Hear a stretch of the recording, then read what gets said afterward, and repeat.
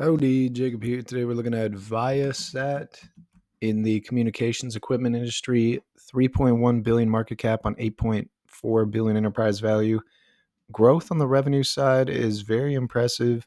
Gross margins at 30%, but operating margin, they have not made money since 2020 and they made very little. And so we're going to really have to dig into those margins, see what's going on, and figure that out. So if we look on the R&D spend is going up, huge increase in sales, general, and admin. I presume there was an acquisition here to where they are nowhere near making any sort of profit here because their cost of goods sold and their sales, general, and admin are way greater than their revenue. They're really going to have to figure out how they're going to make money. They've issued an immense amount of shares, I presume, because of an acquisition. So it looks like there was a divestiture.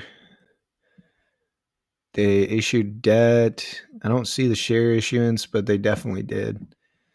And even on the cash flow side, they're not making any money. Their cash from operations is way below capital expenditures, and capital expenditures since these acquisitions, devastations, whatever, have grown way more than their cash from operations as well. Like, we're not even doubling cash from operations, and we've pretty much 4 times capital expenditures. So the company is really going to have to figure out how they're going to make money, because a company, to me, is worthless unless it's able to produce positive free cash flow.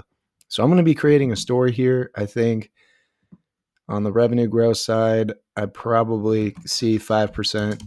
They do have net debt here. Let's look at that balance sheet. 1.9 billion cash on hand, 58 million short-term debt, 7.1 billion long-term debt.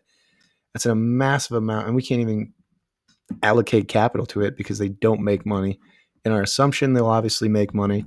So historically, they haven't made free cash flow ever of the last 10 years. Income statement has 40 million, 24 million. That's a very small margin, 3%. So maybe we'll do a small range of 3 to 5%, or I guess that's a pretty decent range, 3 to 5%. I definitely want a 17.5% return because they haven't made these margins yet.